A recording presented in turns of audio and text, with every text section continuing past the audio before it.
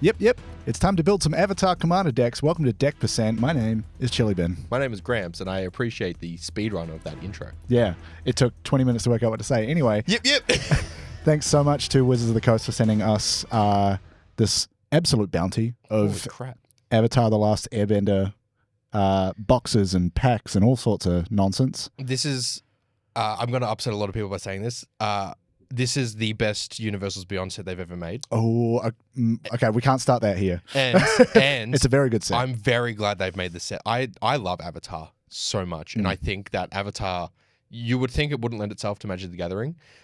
It does. It's brilliant. And they've really captured everything so amazingly. Yes. In this. But anyway, what we're here to do today, if you haven't seen a Deck Percent before, is we're going to open a collector booster each. And from that, find our commander that we're going to build. One of these. And then we're going to take 30 minutes as a hard time limit to try and put together a commander deck based on that.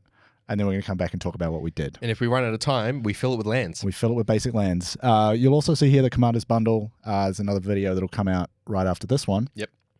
Where we build a precon. We actually made an effort into building an intentional precon. An intentional 2-ish. Yeah. No, it is a 2. We meant it to be a 2. Exactly. And we'll go through that. But first, we're going to... That took us hours. We spent about 4 or 5 hours building that. Yep. Now we're going to do it in half an hour. Yeah. It's hard. Anyway, let's open some packs. That's how I do it at home anyway. Okay, let's go. Good. Yep. You going? Yep. Sick.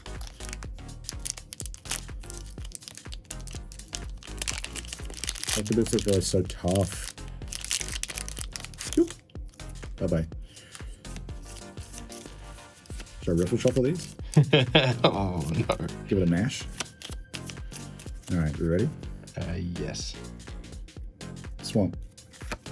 Trigger alarm. Nice. Okay. Bunch of Fire Nation stuff going on in here. I'm building Haru. Another one! Mono green uncommon. Yet again. All right, that's what I'm doing. What else we got in here? Firebender Ascension. Oh, that's rad. hot. Well, I'll take the other one. Yeah. So you can have that one. Fire Nation Occupation in black. Water Whip. Ko the Face. Oh, you could have had Ko.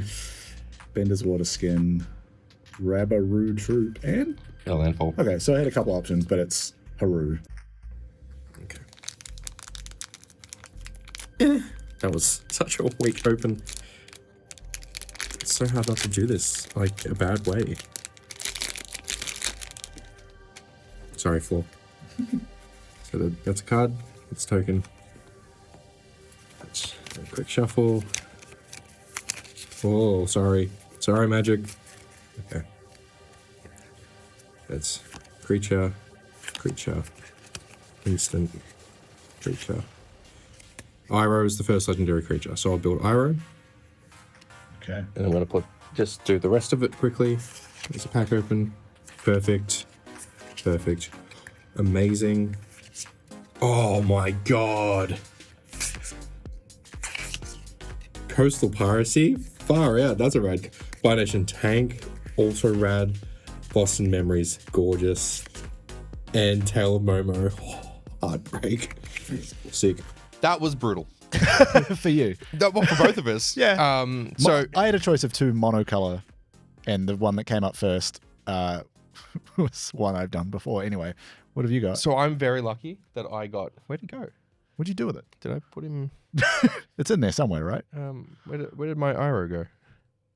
Oh, here we go. Cool. Okay. I was like, is it on the floor? So I got two Irohs in one. Both of them, I mean, it's all foil because it's a collector booster. The cards in this are amazing, but when I could have had Iroh Grand Lotus, the Teemo one, which I'm actually really glad I didn't get because that's a complicated build. Yeah. I did not want to do that. I got Uncle Iroh. One in hybrid Gruul. So 1 red or green, or green. Legendary creature, human noble ally. Has firebending 1. Cool. And lesson spells you cast cost 1 less to cast. Ooh. All right. And it's a 4/2. Yep. The lesson mechanic is really interesting in this set because there's no learn, you might notice. And what they found was learn didn't really matter as much. Well, learn doesn't work in Commander. Exactly. But also just in terms of in general, well, people didn't really resonate with learned even in 4-of formats. Yeah. What they resonated was a typal instant, kind of like Kindred instant that wasn't Kindred. Yeah. People were really interested in that. So this is exciting. Yeah. And what I've got, so in what was it, the Final Fantasy, one of these I got Torgal, which is an uncommon mono green commander, which is what I have again today. I have Haru Hidden Talent. There's a 1/1 legendary human peasant ally for 1 and a green. Whenever another ally you control enters, Earthbend 1. That's it. That's not. I have things in mind. Now I put Haru in a deck of mine aside. Yeah. I can think of some very fun things to do with that. Yeah, I basically, like, my first thought is to try and figure out if mono green allies is a thing, or if there's a way to generate ally tokens or shapeshifters. Zendikar is going to be your friend. Yeah, and I think shapeshifters is my backup. Yeah, it's like Zendikar and Battle Bond is where you had a lot of allies, right? Zendikar was like the real ally one. Yeah, the other option I had was also one color. It's Ko the Face Stealer, but it's in black, so we're not going to talk about it today because I can't do anything with it. But yeah, there was like a very sick foil full art print of Firebender Ascension in here. Such a good card. So nice. But that's it. We're also going to open a play booster each. Just to see if we can round out. Fill it out. Yeah, we did this with Spider-Man, where we rounded out our deck with the play booster as well. It was like, was it 1 or was it more? I think we did 3. Yeah, something like that. Yeah, because I think one of them we were also like picking for the other person. I got another Ko, the Face Stealer, another Firebender Ascension. This is just the same pack, but less pretty. less foil. Okay. The thing is, because like we've got some Jumpstart packs as well, and Jumpstart, the packs are amazing. The cards in Jumpstart are really cool. The issue we have is we don't know what's in there. So I'm building Gruul. I can't rely on it. You're building mono green. Yeah. If that's a blue and a white, Yeah. Tough. Nothing. So something I will actually use in here is Allies at Last. 2 and a green for an instant. Has affinity for allies. What? 2 Raven Eagles in the one pack. Hell yeah. Up to 2 target creatures I control each deal damage equal to their power to target creature an opponent controls. That just seems neat. Oh yeah, there's a Kyoshi Battle fan that when it enters it creates an ally and attaches itself to it. That's a way to get an ally. Okay. So what's your first impression? First impression, I got to figure out how to build allies in green. Because I want to try and just double down on Earthbending, which is what? Turning a land into a creature with haste, putting a +1 counter on it. And then when it dies, it comes back to the field. That's so like the big one. Probably, again, a bunch of landfall. Life from the Loam kind of things as well. Bring it from the there might even be some stuff around like when creatures leave the battlefield, finding ways to trigger off of that. In green, I'm less sure of those. But I'll go digging. I'm sure I'll find something. Hi, my name's Gramps, and I haven't played Standard in a while, but I'm making Gruul Prowess. Anyway, 30 minutes. Uh-huh. Do you want me to just put the timer on this iPad? Hang on. Hey, Siri. Oh, it's because I got it in fucking theater mode. Hang on. Hey, Siri. Give me a 30-minute timer for deck building. Are you fucking shit? Hey, Siri. Oh, it's just not even listening now. Siri's having a nap. Hey, Siri. Give me a 30-minute timer for deck building. Oh, that was the issue. You had to speak. Now it's going. Alrighty. I don't understand design. My understanding was that you could just have a card rotate. Shut up. Callback to... Shut up. Speaking of which, thank you very much to our casualcompliance.fun subscribers, our members. Supporters? Yes, our supporters. Yeah. You could go to casualcompliance.fun and join us at an untap, upkeep, or unban tier to hang out in Discord. You can talk to us about these decks that we've built. If you do untap, it is just a Discord. But if you do upkeep and unban, you get behind the scenes. You get to see more. You get to see the whole unedited build time. Whole or most. It depends if there's anything I need to cut out of it. You get the censored build time. You at least get access to video others don't. Exactly. Thank you very much. And you should go to casualcompliance.fun and join if you haven't. You also get discount on products in the store as well. Yeah. And thank you to Spider for being a unbanned tier supporter. Thank you very much, Spider.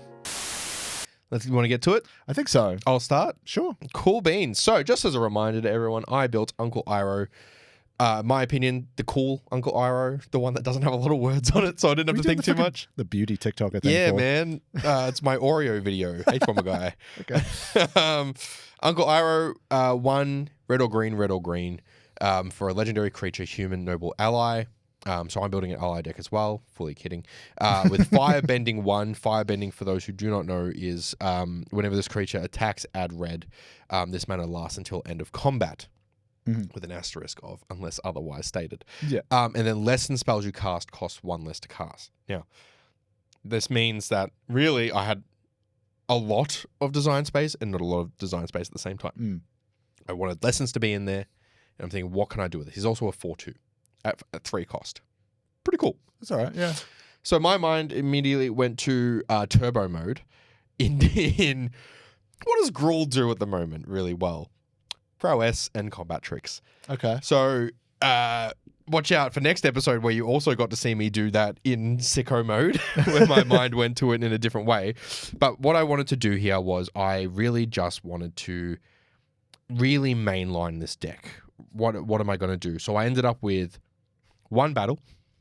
I can't believe you've done this. Yeah, Invasion of Regatha, which when it enters, it says, when it enters the battlefield, it deals 4 damage to another target, battle, or opponent, and 1 damage to up to 1 target creature. Okay. So when I used to play this in Standard, I used to put multiple down and then target each other because they've got It's 5 other battle. things on it. Yeah.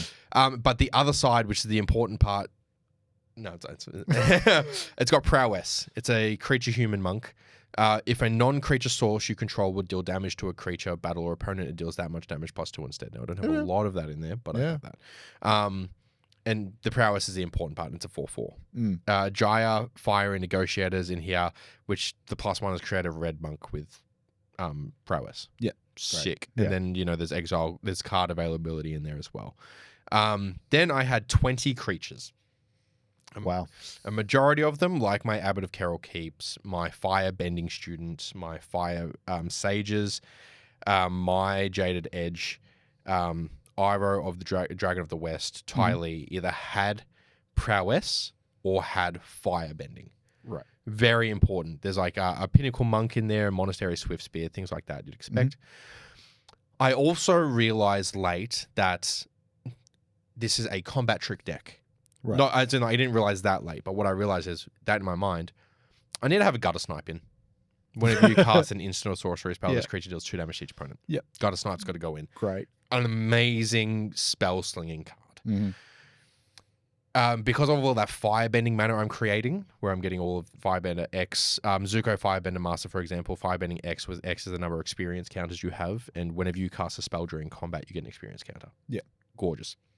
I think, because I know there's a card like that in green. I'm pretty sure it's on my deck where it's like you're gaining experience counters. It's on one of the toffs. There's a few experience counters. Yeah, I'm wondering if there's a cycle, if there's experience in each color. Yeah, I think so. I don't know if there's an Avatar Aang one that has it, but maybe someone else in that color has it.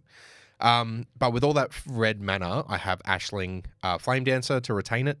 I also have Fangon Tree Shepherd. I from love Lord of the that Rings, card, dude. to retain it. You don't lose unspent green mana. Yeah. And then I've also got where there was one more that retains the thing. It's Electro Assaulting Battery from Spider-Man. You don't lose unspent red mana as steps and phases end. Whenever you cast an instant or a sorcery, add 1 red mana. Now I could have put Orobrask in there that does add 1 red mana and do 1 damage, like ping damage, but I didn't really want to do that. Yeah. And then so with all that extra mana, Chromatic Orrery goes in. Yes. Because that Chromatic Orrery means I can use that mana for anything. Yeah. Spend it as though it were any color, right? Exactly. Yeah. And then, so that's all. So 20 creatures, 1 planeswalker, 1 battle, and my commander. Yeah. 28 instants. You're crazy. 28 You're crazy instants. for this one. Most of my green instants are either fetches and are lessons. So Iroh gets a reduction. Yep. And a protection, give hexproof, like Gaia's Gift or Ranger's Guy or Royal Treatment, where it gives my creature +1 and hexproof or indestructible or both. Yeah, get those in really cheap. Heroic Intervention. Oh, of course. And then my red spells are like a bit of removal. There's a bit of removal in both of them because don't forget I have Back to Nature, which is 1 and a green for destroy all enchantments. Yeah, crazy. It's an cost on enchantment that. board wipe for 2 that I can do as a combat trick. That's nuts. But then I've got like antagonize as a buff. I've got first day of class as a buff. Also has learn on it, but like I can do the card draw from learn. I guess. How to start a riot as a buff, give it menace, make the things bigger, and then all that prowess goes off.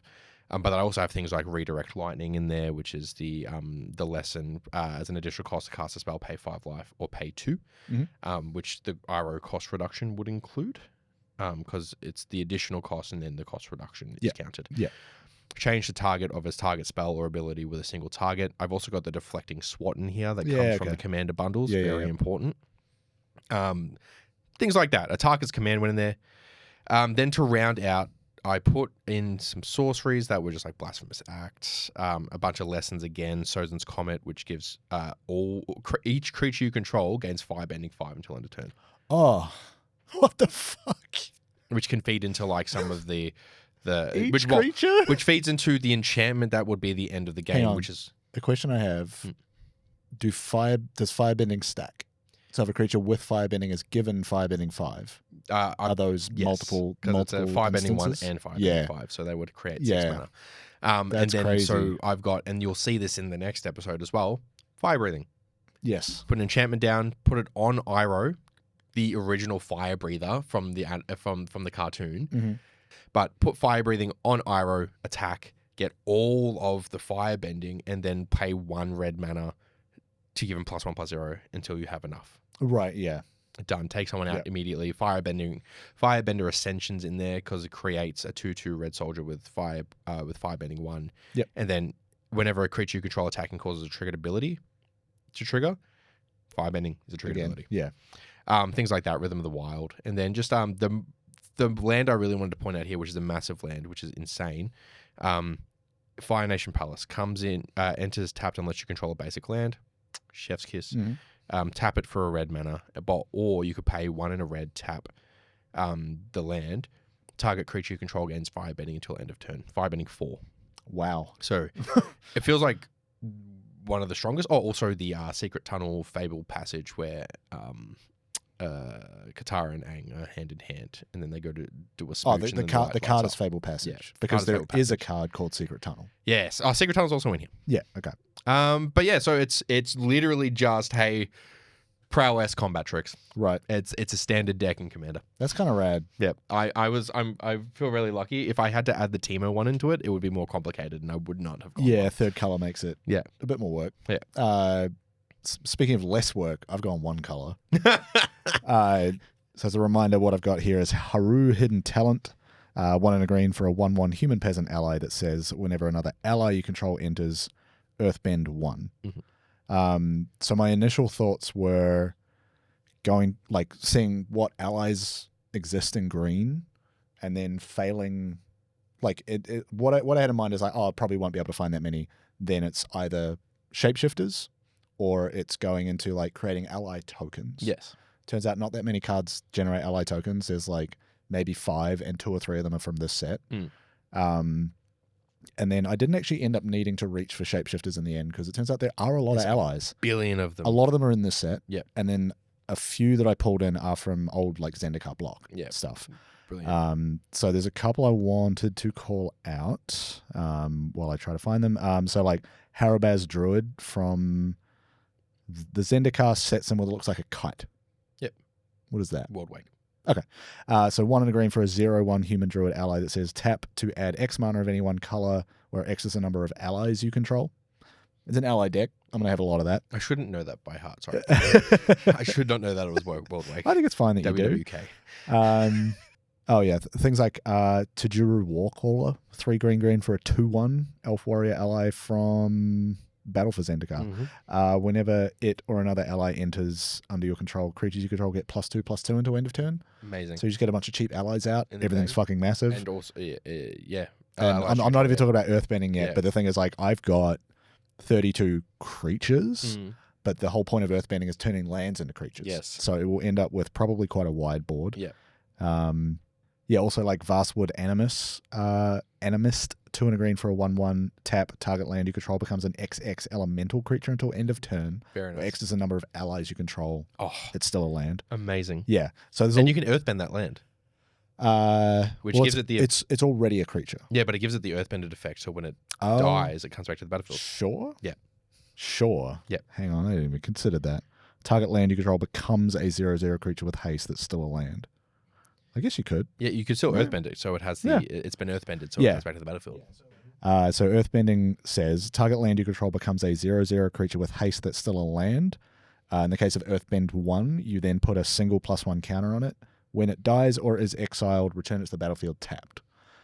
So there's cards that'll say like Earthbend 2, Earthbend 4. That just denotes how many of the +1 counters you're putting on the land. You don't have to do a single land, I'm pretty sure. You do, target land.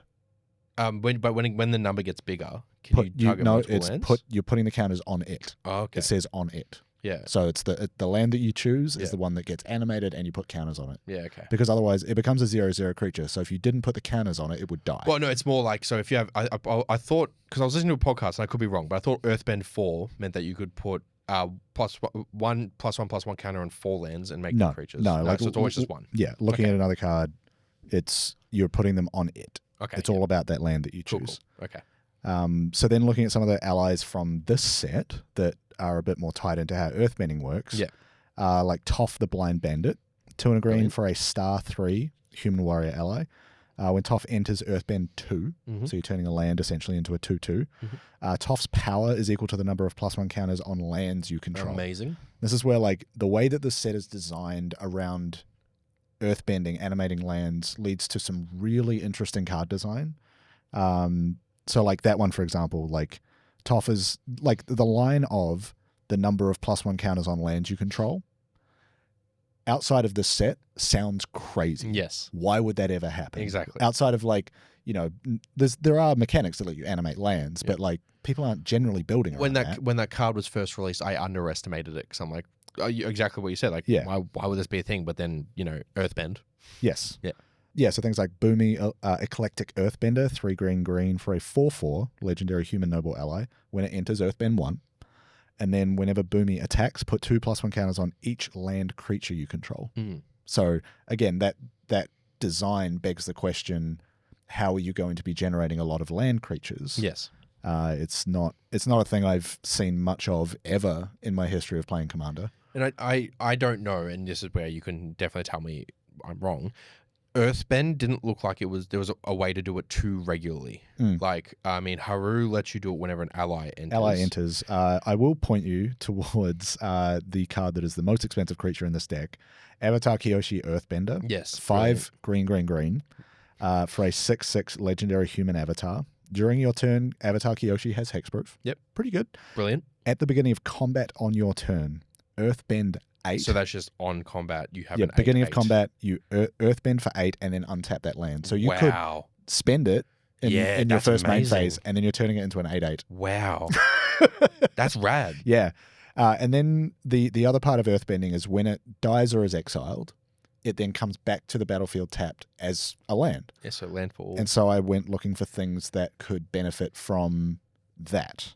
Which I guess would be creature LTB and land ETB. So I didn't even look for that. What I thought more about was the counters. Yeah, okay. So so it's a little bit expensive monetarily, but I put in the Ozolith. Yeah. So Very good. A 1-cost legendary artifact. Whenever a creature you control leaves the battlefield, if it had counters on it, put those counters on the Ozolith. Yep. At the beginning of combat on your turn, if the Ozolith has counters on it, you may move all counters from it onto target creature. Now, when you're moving a counter onto something, if you had, say, a monstrous raider or a doubling season, Yeah. do those counters double? Yes. Because No. putting or moving counters is the same as adding counters. Do you have a monstrous raider in there? No, but I do have Parallel lives.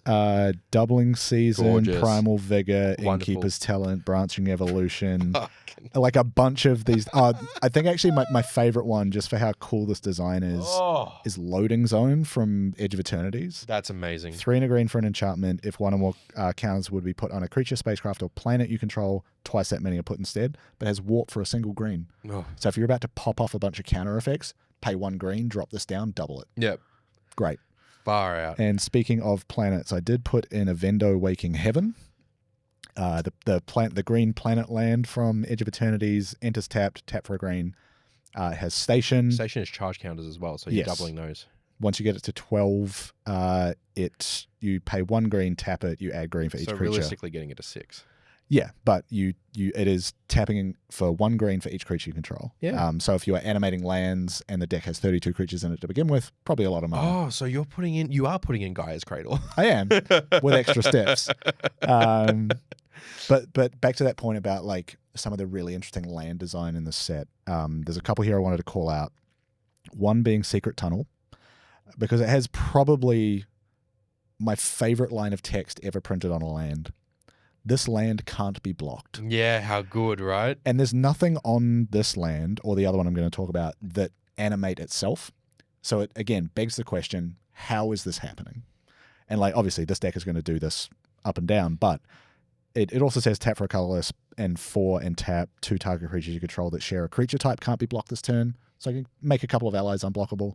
But the fact that it says this land can't be blocked is so funny. Yeah. And so useful in a deck like this. It's just wild. Like, yeah, it's great parasitic design where like it relies on itself. It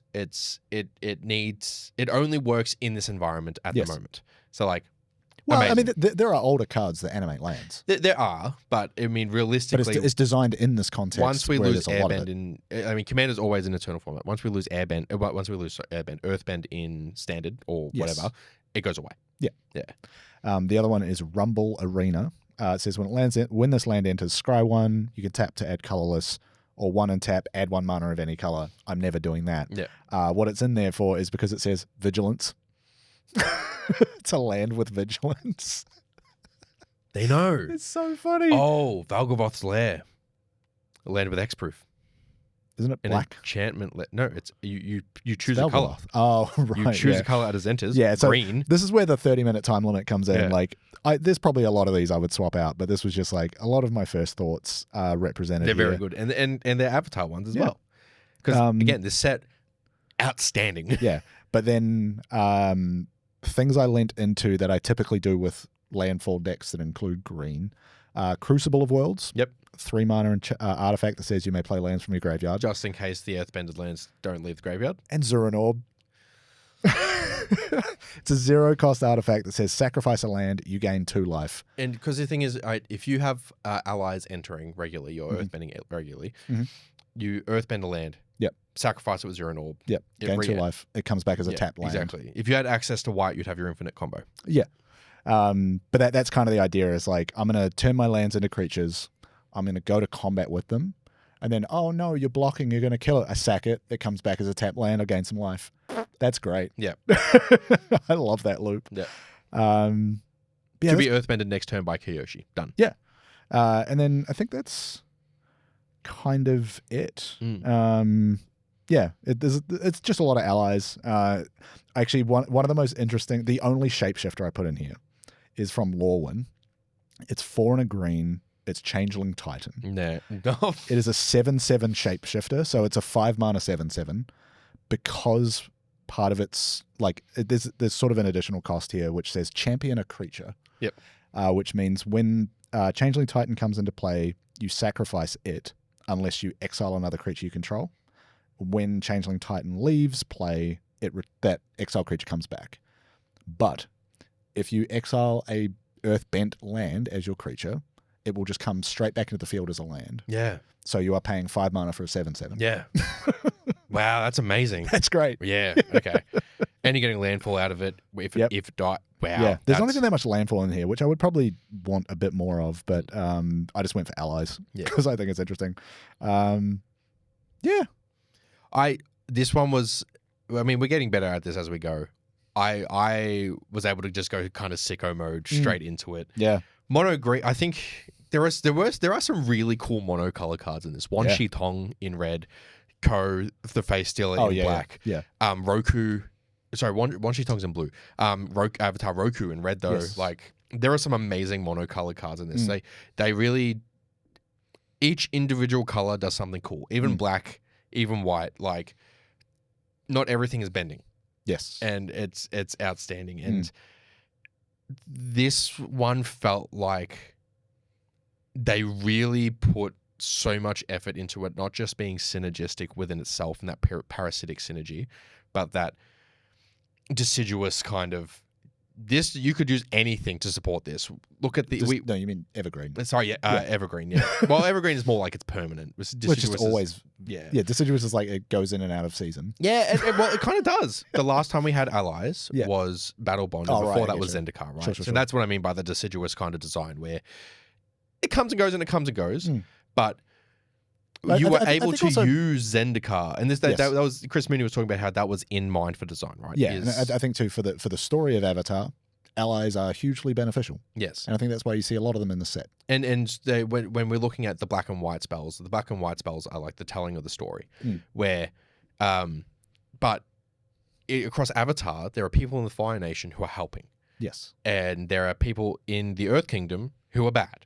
So like there's always bad, there's always good. And that's where ally and villain subtypes came in, where it was like, well, we want the allies here, so not everyone in red is a villain. We need to be able to show that. So they've done amazing with this set. You should absolutely get into it. It is so cool. Now, the regular question at the end of every deck percent, would you build this commander? Absolutely. This is fun. Yeah. I would maybe change the commander. Iroh's rad. There are better Gruul cards that can do this. Right. So and there are different things I would do, but I would definitely build this color, this archetype. Okay, but not that commander. But I don't think I would build this commander. Okay. Yeah. What about yourself? I like this. I think it's quite a nice little like synergistic package. I think what this has taught me though, so I have that Titania Voice of Gaia deck, which is all about putting lands in the graveyard. Yes.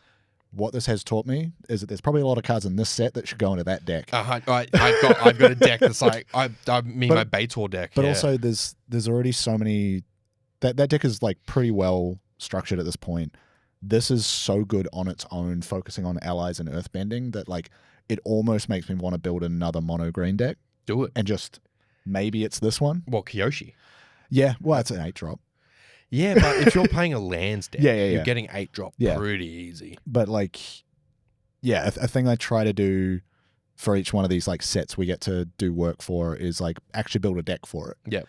I am still on the fence about what my Avatar one is going to be. This has me thinking about mono green. Very nice. Yeah. I'm building 2 out of this set in my own time. Yes. What am I on?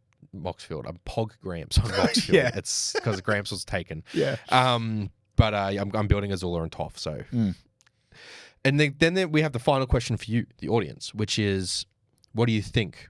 Which deck is stronger? Yeah. Hey, deck list will be in the description on the episode. Yep.